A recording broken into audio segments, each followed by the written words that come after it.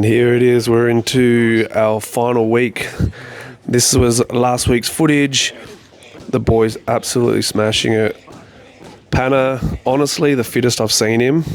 His weight's come down better than ever before also. Been really strict with his nutrition.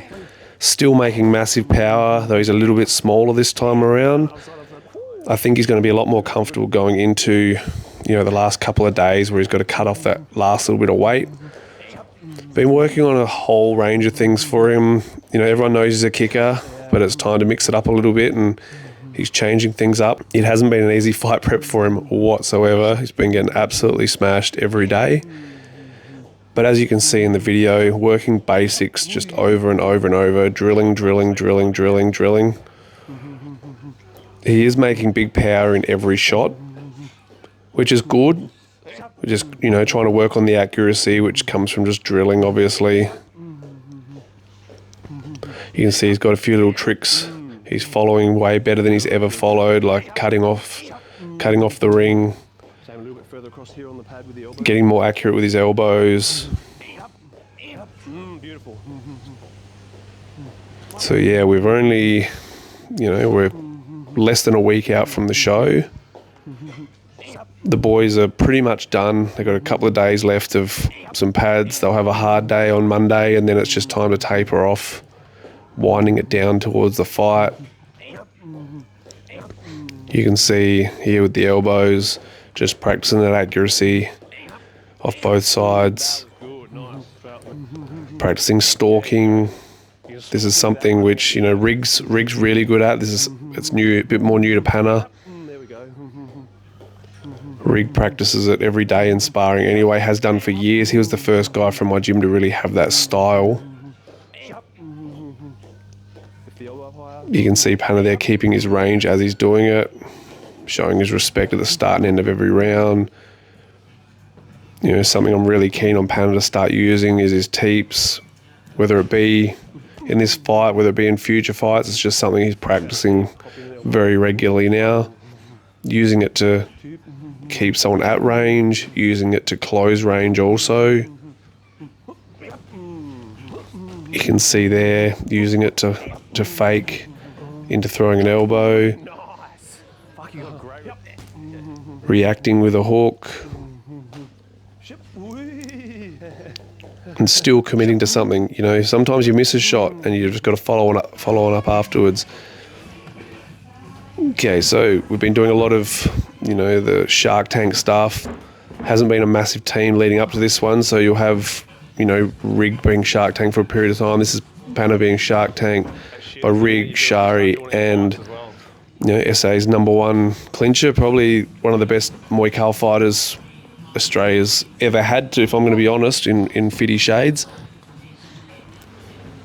He's not going to go down in history as that unless he, got his ass back into gear and fought again, because you've had people like Eugene Eckelboom and stuff, obviously, who went world titles and all that sort of stuff from a Muay Thai style. But, people like Panna are really, really, really benefiting from it.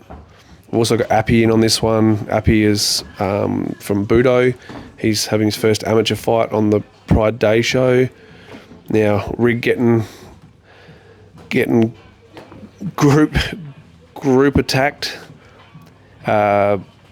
Obviously, Rig was probably SA's first Muay Thai fighter. It's very natural for him. He doesn't really struggle with it. Very unorthodox with his timing with it, with this step in and out. He's hard to read, but he's non-stop. He's a locomotive. The two boys train together every day, which has been really good for him, being that Rig was Panna's pad holder for his first 10 or so fights, maybe first 8 fights. But are obviously working hard. This is an hour of clinching twice a week for this. On Tuesdays they're punching, so this one's boxing and clinching. Shari, also a very strong clincher. She keeps up with the boys really well. Appy obviously coming in to his first fight. He couldn't have a better team to be practicing his clinching with. Young lad, only 14 or 15 I believe. But yeah, making his debut on the day show with our young lad Jackie. He'll be on as well. You can see here, Rig just working and working and working, hanging off them, making their life hard. And then life's always hard when you've got Fitty Shades coming onto you. He's strong, he's relentless. Loves a body shot, as you can tell there. Obviously, if you're a knee fighter, you might as well be punching the body too, do all the damage to the body. A fit and strong Panna now pushing forward on Rig. It's hard to get Rig to go backwards though, which is obviously, that's one of his benefits. He knows how to go forward and it doesn't stop like a freight train. Going off. I can love that. Never been able to get those sort of numbers before. Yeah. Big slapping knees. I couldn't do it. One of his fortes. Can take a shot. Keeps going. Yeah. All right, start. Don't think you'll find too many girls that can keep up with the boys like Shari can with clinching and sparring.